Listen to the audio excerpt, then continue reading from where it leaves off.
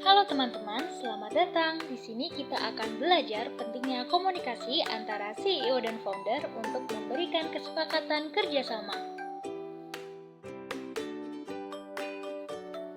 Kita awali dengan definisi komunikasi. Sebagai makhluk sosial, manusia dikodratkan untuk hidup bermasyarakat dan berinteraksi dengan manusia lainnya dengan cara berkomunikasi. Karena komunikasi merupakan suatu hal yang tidak dapat dihindari oleh setiap manusia. Adapun komunikasi menurut KBBI bisa kalian baca sendiri ya.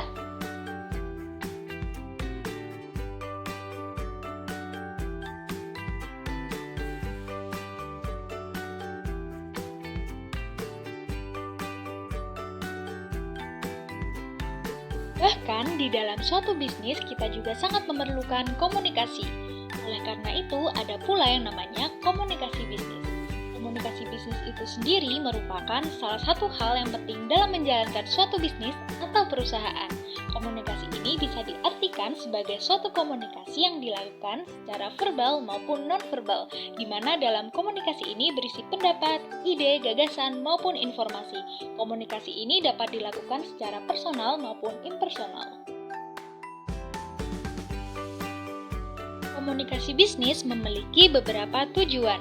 Yang pertama, untuk mendukung tujuan bisnis agar bisnis menjadi lebih efektif dan efisien, juga membantu memperbaiki pengelolaan bisnis sehingga tujuan perusahaan akan tercapai.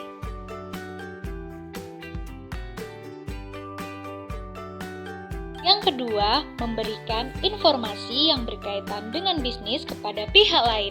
Biasanya tujuan ini dilakukan saat partisipasi audiensi rendah dan pengendalian komunikatornya tinggi.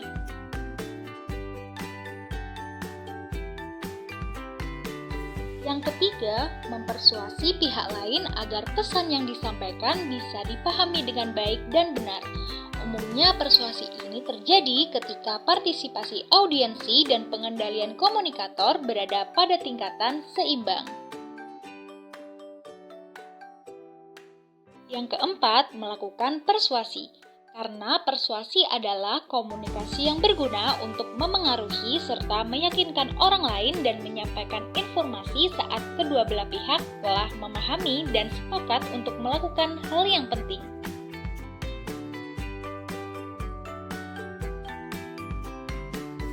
Yang terakhir, melakukan kolaborasi atau kerjasama bisnis.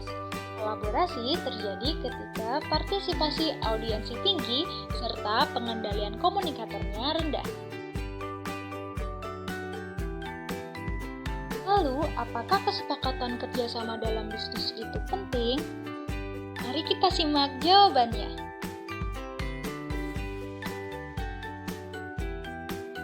Untuk memberi kesepakatan kerjasama di dalam bisnis itu harus menunggu persetujuan kepada para petinggi di sebuah perusahaan, terutama founder. Sebelum mengadakan kerjasama, CEO harus lapor ke founder untuk menyetujui rencana kerjasama dan kedua belah pihak, baik CEO maupun founder, harus berdiskusi dan menjalani rapat agar rencana kerjasama perusahaan dengan pihak luar berjalan lancar dan tidak terjadi kekacauan di dalam internal perusahaan yang akan berdampak kepada karyawan-karyawan. Selanjutnya, bagaimana sih cara membangun komunikasi CEO kepada founder agar mencapai tujuan tersebut?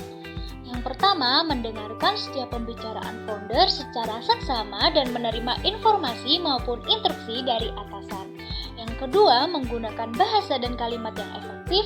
Yang ketiga, saling memahami gaya di dalam hubungan bisnis agar komunikasi yang disampaikan bisa berjalan efektif. Serta yang terakhir, mengutarakan pendapat atau gagasan dengan sopan karena founder adalah pendiri perusahaan. Sekian pembelajaran dari kami kelompok 4. Semoga kalian makin paham pentingnya belajar komunikasi antara CEO dan founder untuk membentuk kesepakatan kerjasama. Terima kasih dan sampai jumpa lagi.